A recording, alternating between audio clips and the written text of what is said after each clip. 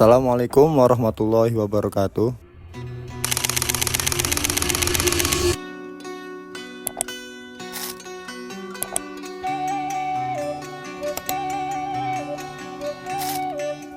Perkenalkan, saya Susilo B. Yudhoyono, HH. Saya dari mahasiswa Institut Agama Islam Al-Muhammad Cepu, semester 2. Saya dari Prodi Pendidikan Agama Islam, Fakultas Ilmu Tarbiyah dan Keguruan, dengan NIM 2124115072. Di sini saya akan melaksanakan tugas observasi dasar-dasar pendidikan, yang mana mata kuliah ini diampu oleh Bapak Dosen Adi Kusmanto, SPDI, MMPD. Langsung saja kita perkenalan dengan salah satu ustadz yang mengajar di Pondok Pesantren Manhalul Furqon ini. Monggo silakan Ustadz. Assalamualaikum warahmatullahi wabarakatuh. Perkenalkan, nama saya Saifin Nuha. Saya salah satu pembimbing di Pondok Pesantren Manhalul Furqon Al-Anwar 2.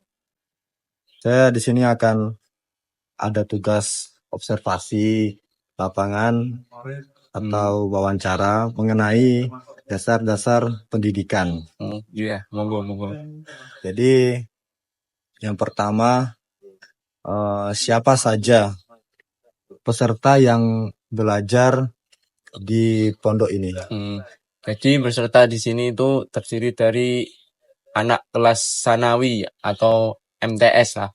Dan ada juga yang aliyah, MA. Rata-rata di sini MTS dan MA saja, Mas. Terus selanjutnya pertanyaan berikut, ada berapa yang mengajar atau membimbing di pondok tersebut?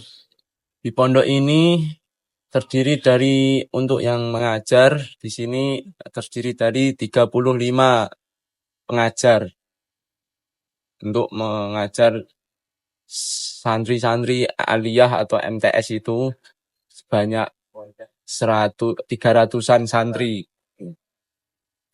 Banyak 300 santri. 300-an santri, Ya, kurang lebih ya. Kurang lebih segitu. Terus apa saja tujuan kegiatan belajar di sini? Tujuannya yaitu salah satunya ya untuk mendekatkan diri kepada Tuhan. Itu yang pertama, dan untuk mengajar anak agar mahir membaca Al-Quran dan bisa untuk mempelajari ilmu-ilmu Al-Quran, tajwid, dan lebih baik bisa mengamalkannya juga. Mungkin di sini tuh pondok lebih ke tahfizul Quran atau ke salafiyah kitab? Di sini itu yang terkhususnya sih kitab Quran. Di sini itu tujuan pertamanya yaitu Quran, untuk menghafal Al-Quran saja. Tapi ya ada untuk mengisi kekosongan itu biasanya diisi dengan pengajian kitab seperti setelah maghrib ataupun setelah makan atau gimana. Berarti ada juga pembelajaran kitab di sini Ya, ya? ada. Untuk ada target atau tidak di sini? Untuk target yang menghafal Quran di sini kita bagi menjadi 2 gelombang ya. Satu itu untuk gelombang yang tahfiz khusus. Untuk tahfiz khusus itu 1 tahun itu kita targetkan 5 juz. Dan untuk yang tahfiz reguler itu kita target dari pondok pesantren 3 juz. Jadi santri 3 tahun di sini bisa sampai 15 juz. Lebih-lebih kok bisa khatam. Terus selanjutnya materi apa saja yang dipelajari di pondok sini? Untuk yang pertama itu ketika awal ya biasanya diajarkan untuk makhraj dan makhraj. Setelah itu kita untuk tajwid terlebih dahulu untuk bisa anak-anak paham hukum-hukum bacaan ini, bacaan apa dan makhrajnya apa. Dan setelah itu kita baru proses untuk menghafal. Tuh. Terus mungkin ada yang lain? Ya, Setelah Mungkin itu untuk apa namanya? Untuk jam-jam kegiatan. untuk jam kegiatan Quran di sini itu terbagi 3 waktu. Yang pertama setelah subuh, tepatnya ya jam 6 pagi lah. Biasanya jam 6 pagi sampai jam 7. Biasanya itu di sini itu untuk pagi itu kita isi untuk menghafal, untuk setoran hafalan. Ya. Dan yang kedua, waktu kedua itu sore, sekitaran jam 4 sore itu sampai jam 5. Biasanya diisi dengan murojaah yang sudah dihafalkan tersebut. Dan untuk yang ketiga untuk jam malam, yaitu sekitaran setengah 9 atau enggak setengah 10 sampai jam, kalau setengah 9 sampai jam setengah 10, kalau setengah 10 sampai setengah 11. Dan itu biasanya diisi dengan terkadang bisa binador, membaca, makhrotan, atau bisa diisi dengan tajwid. Terus selanjutnya bagaimana metode pembelajaran di pondok tersebut? Maksudnya metode mengikuti metode apa atau gimana? Di sini kita